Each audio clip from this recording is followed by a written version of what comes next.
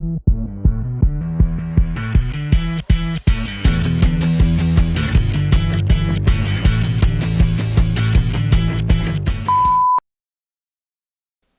what is a water tender and why do we need it in the fire service? A water tender is a fire apparatus that is primarily used for transporting water. Now, why would we need this when we have fire hydrants everywhere within a city?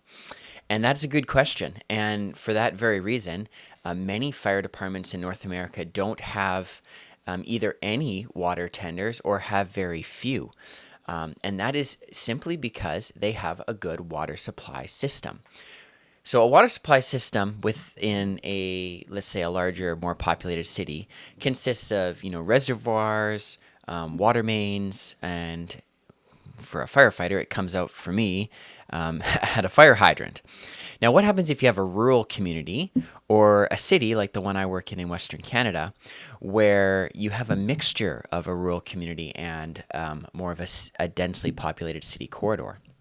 So water mains, fire hydrants, all that infrastructure, it can be quite expensive for a city to put in.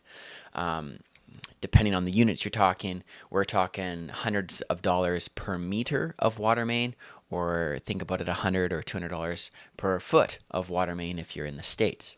So if you think about a rural community that's, maybe up on a hillside and it's a couple kilometers to get up there, a couple miles to get up there, you were talking millions of dollars to run a water main up there just to supply a fire hydrant. All the residents, they just use wells. So it just, the cost analysis doesn't make a lot of sense from the city perspective and from the taxpayer's perspective. So hence the water tender. So a water tender, you may have seen a similar kind of looking truck on a construction site, just a water truck.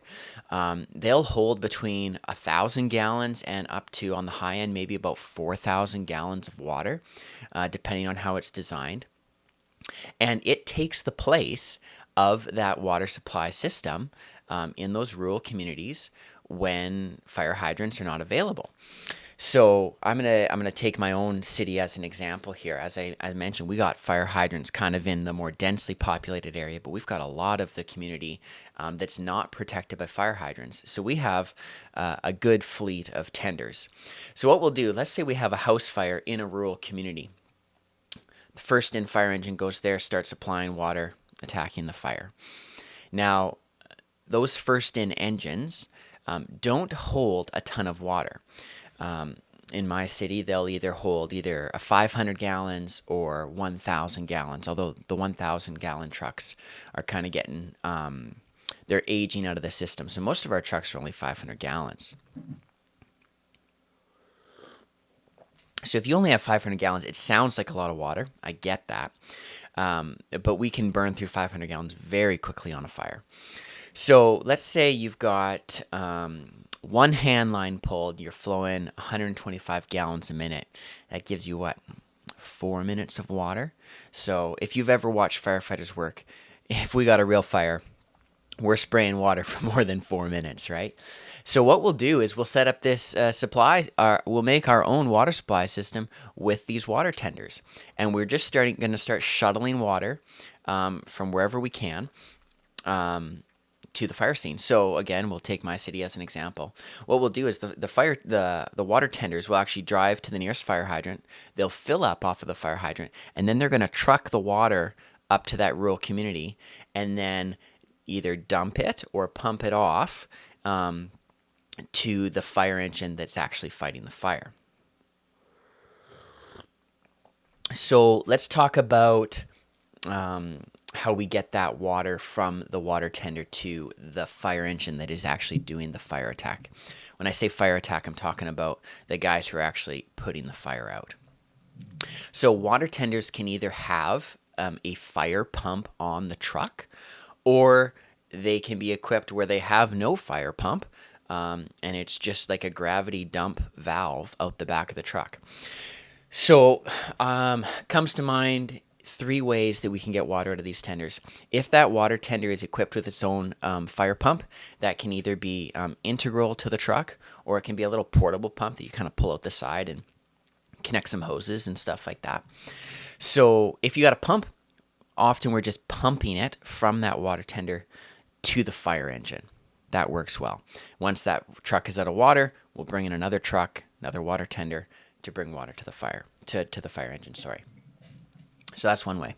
Now, let's say we've got no pump on our tender. So then there's two ways we can get water off of that tender.